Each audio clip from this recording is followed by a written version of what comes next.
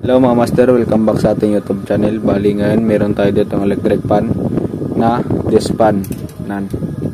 Yan no. Bali ito mga master ay pa-plugin natin para malaman natin kung ano yung sira.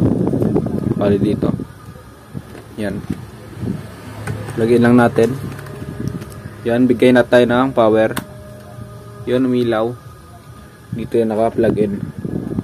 Yan. Balik tayo dito. Number 1 natin.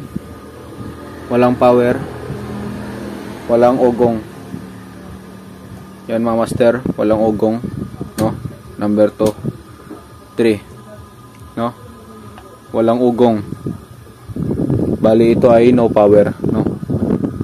Yan. Bali buksan natin ito. Check natin yung kanyang motor. No?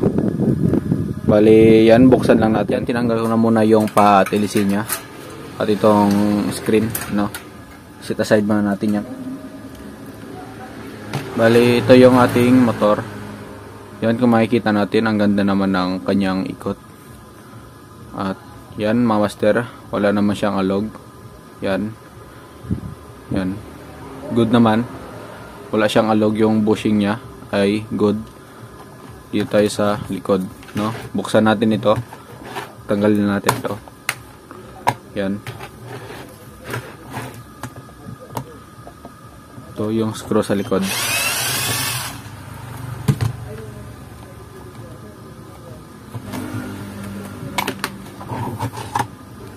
Yan. Bali ito yung kanyang motor, no?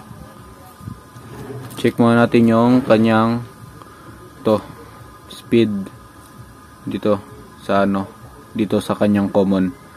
Check natin to, no, yung reading ng kanyang motor, kung may binibigay pa to na reading, no. Yan, tanggal natin yung switch. Yan, pag natanggal na yung switch, itong tatlo testera natin ito at dito tayo, no. Balian ko, wala ko ng tester. Balian, may tester na tayo. Ito, lagay natin sa times 10 or times 1. No? Bali, ito yung connection ng motor. Ito yung kanyang common na to na papunta sa easy line o papunta sa saksakan na to. Ito, yung dalawa lang ay dito tayo maglagay ng test probe na isa. Yan, tusok natin. Pag natusok na at itong isa natin ay dito naman yan gagamitin sa speed, no, para malaman natin kung sira yung thermal fuse natin o hindi, no. Bali yan, kung kahit saan lang dyan, dito tayo ubsa. Yan, kung makikita natin, walang palo doon sa ating tester. Yan, wala din. Ito, wala din, no. Yan, check muna tayo kung may palo ating tester. Yan, may palo tayo. Yan. Pero pagdating dito sa kanyang speed, walang palo, no. Ibig sabihin lang sira yung thermal fuse natin, no, kasi walang binibigay na palo. Yan, putulin lang natin ito, yung tatlong wire.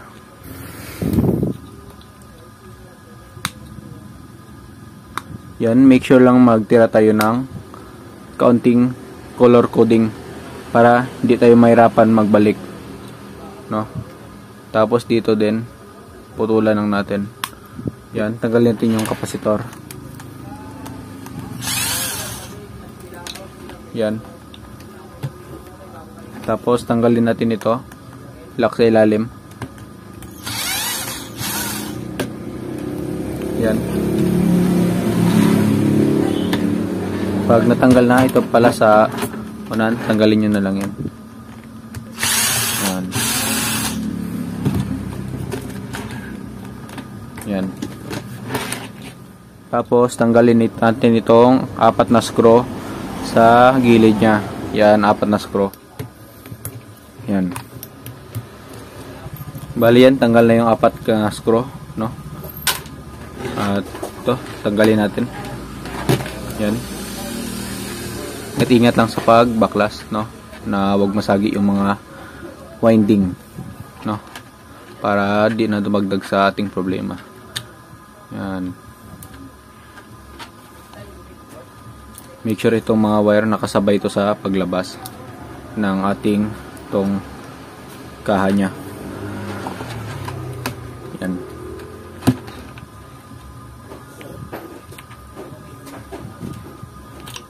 Pag matigas sa inyo, wag nyo pilitin para di mabigla yung ating motor o hindi masira. Yan.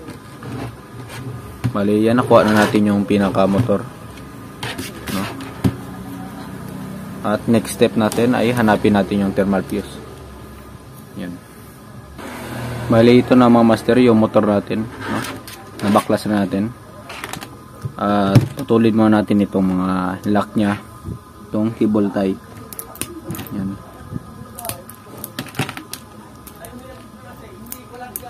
Yan. Grabe na yung cable tie nya sa sobrang init. Tapos ito, tanggalin natin ito. Yan. Pa isa-isa lang. Yan. Ingatan na lang natin na hindi maka ng ating winding, hindi mahila, no? Yan. Hanapin lang natin dito yung ating thermal fuse portion. Ayan. Ito na yung thermal fuse portion natin. Yan. Ito yung isa sa ilalim. Yan, tanggalin natin. Yan.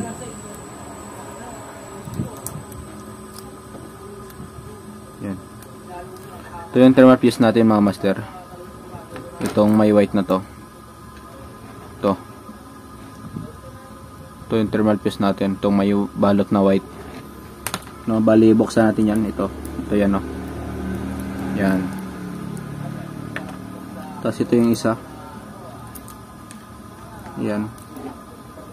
Make sure lang, ingatan nyo yung winding na wag mabigla or wag pahila, no, para di dumagdag sa problema nya. Yan. Pag matigas, wag pilitin, no. Yan. Paluwagin muna. Yan. Bali, ito na yung thermal fuse natin.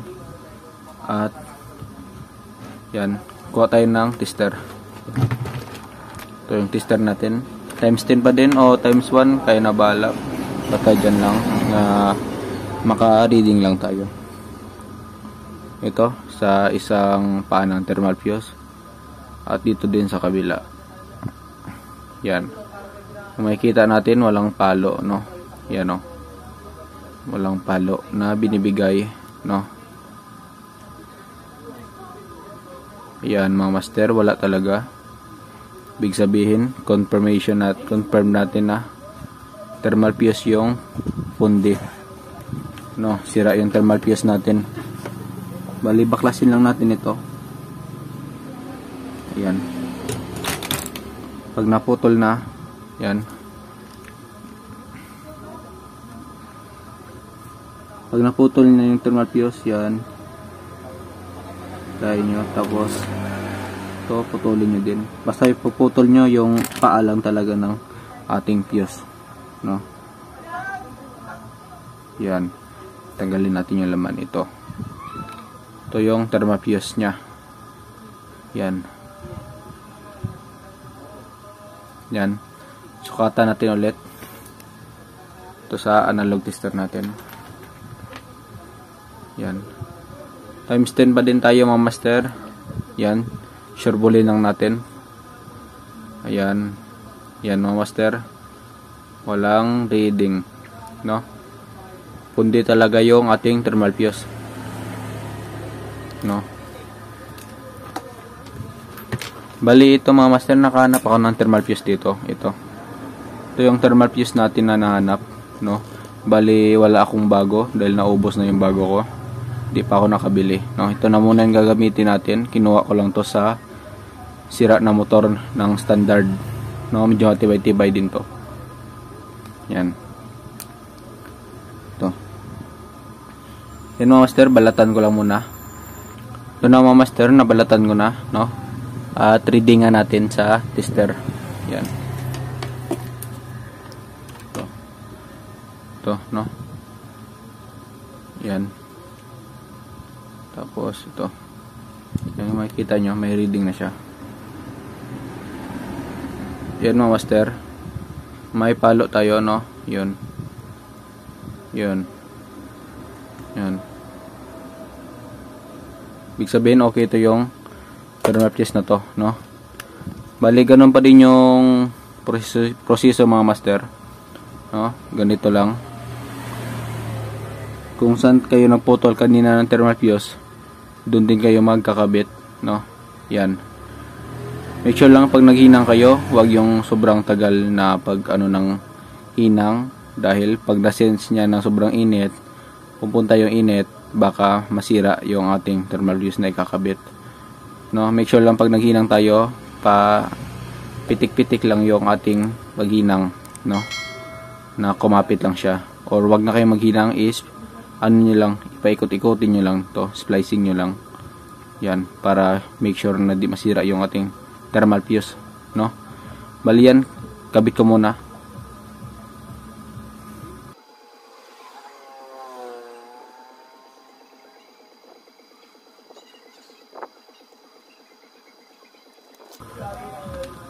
Bali yan mga master, no? Nakabit na natin, no? Bali maghinang na tayo. Bali sa paghinang mga master, siguraduhin natin na maayos yung paghinang natin at huwag magpasobra ng tingga, no? Baka pag nagsobra at matuluan yung ating winding, at baka magdikit-dikit sila yung tingga natin sa winding, no? Matuluan ng tingga, no? Bali pakunti-kunti lang yung paglagay natin ng tingga na makakapit lang yung ating thermal fuse, at huwag yung masyadong babadin yung babadin yung ating hinang sa fuse, baka mainit at masira, no? Bali yan, ganyan lang mga master. Yun, bali yun mga master, natulo na, no? Yan, pero di naman naman didikit, no? Yan, tatanggal naman yan. Lagyan nyo na lang ng tape dito or harang, na pag natuluan ay di matuluan yung ating winding, no? Bali yan, hinangan lang natin ulit.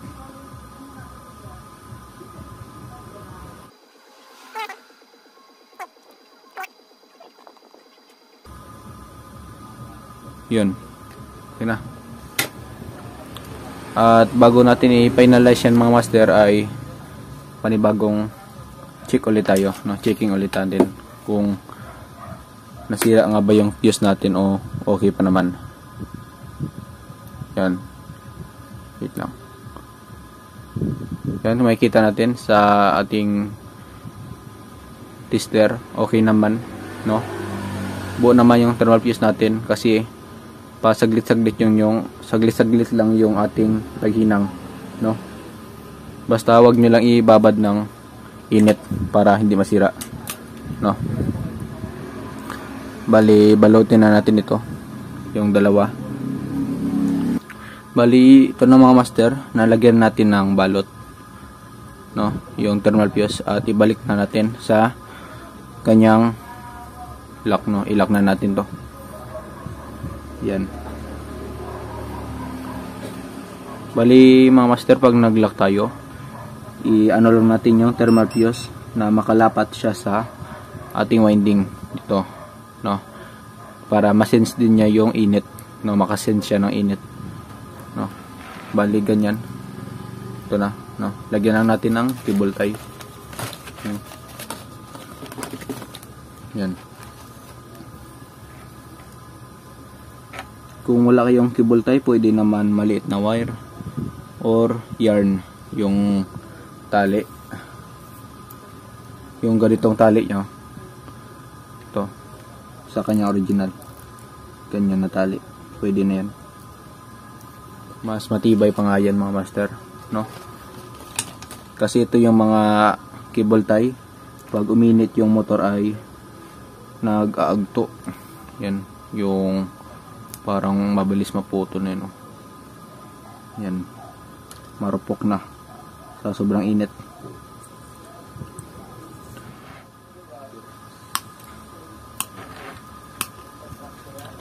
Bali yan, finished product na natin to, no?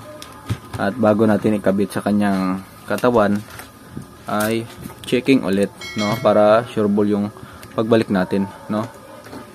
Yan. At dito na tayo mag-check sa ating out na wire, no?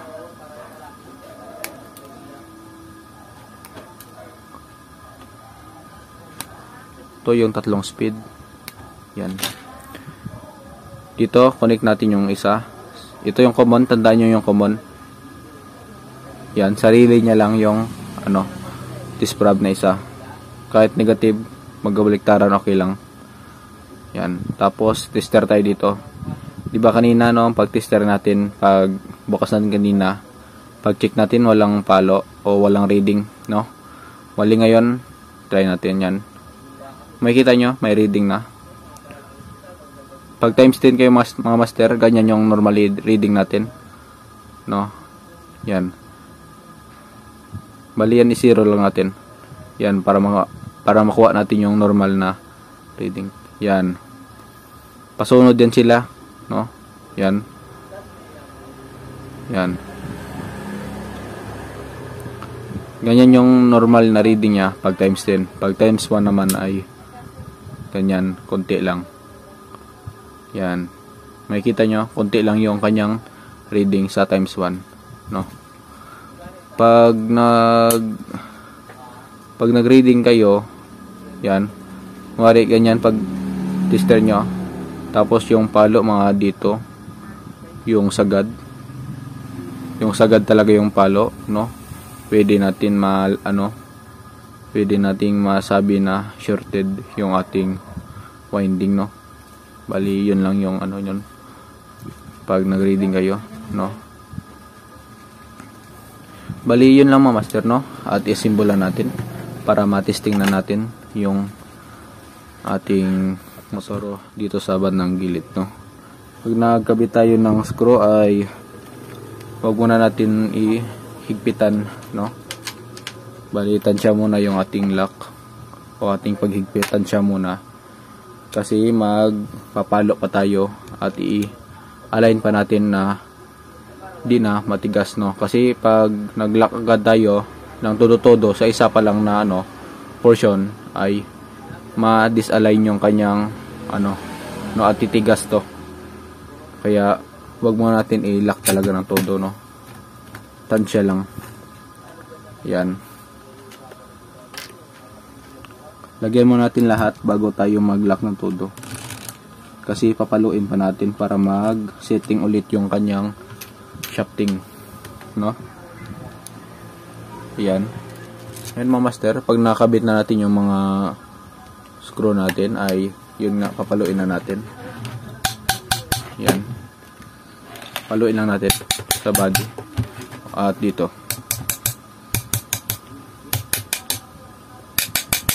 Yan. Yan. Pag maganda na yung kanyang ikot, sabay na tayo mag-lock ng paunti-unti. Yan. Lock na natin. Tapos, pag lock natin doon, dito din tayo sa kabila. Yan. Bawi tayo dito. Yan. Ikutin ulit natin kung tumigas. Kung okay naman, ay diretso tayo.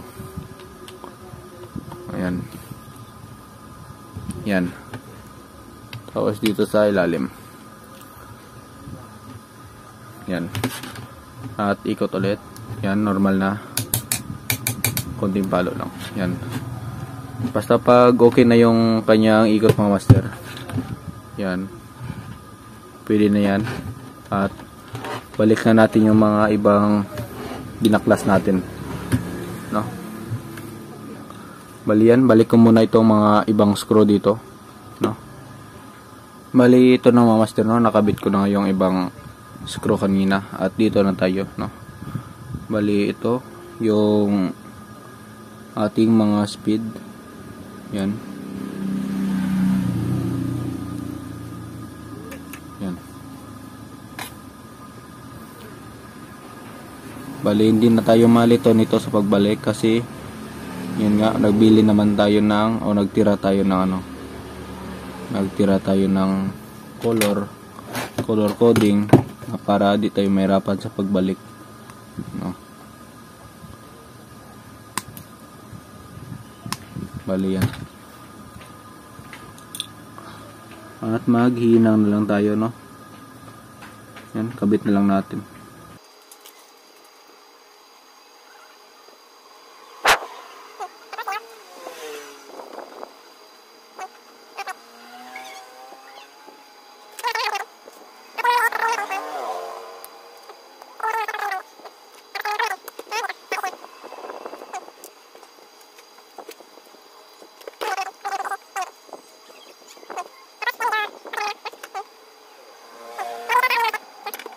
Bliga dito na 1,000 pieces ay mura lang. Yan, lock natin.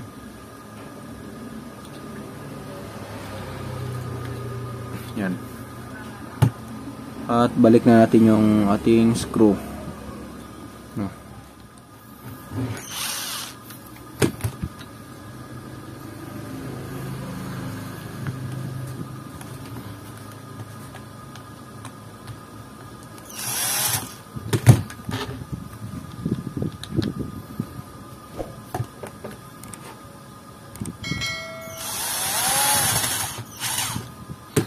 At yan, no? Yan mga master, matapos natin ma-assemble ay wala na tayong ibang gagawin. Siyempre, testing na, no? Yan. Make sure okay yung ating shafting, maganda yung ikot, di matigas, no? Yan. Bali ito mga master, angat lang natin ito, baka umikot, no? Yan. At magpa-plug in na tayo.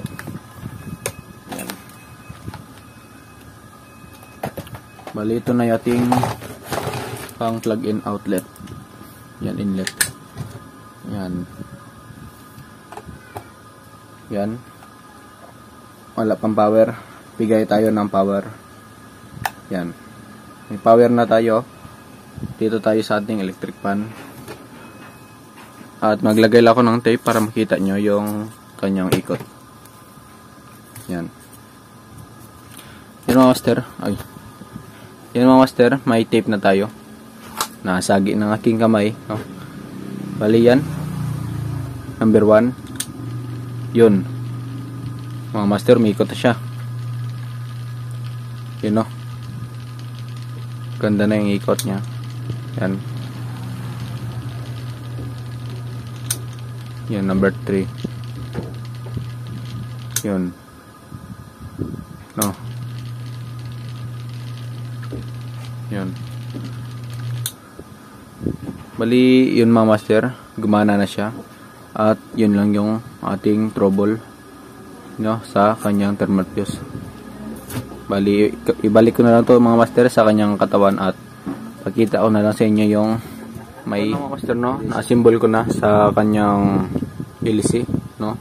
Yan, plug in ko na ulit. Testing ulit tayo. Yan, bigay tayo ng power. Yan, power na yan. Yan. At testing na natin. Number 1. Yun. Yun mga master. Bali, umikot na siya mga master, no? Yan. Ito yung number 2. Yan yung number 2 natin. Yan.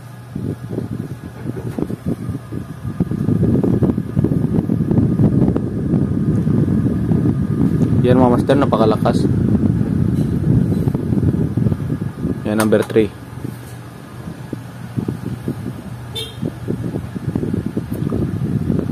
Bali, yun lang mga master, no? Maraming salamat sa inyong panonood at sa muli nating pagkikita, no? Bali, yun lang mga master. Sana may natutunan kayo at please subscribe na sa ating channel, no? Bali, yun lang mga master. Bye bye.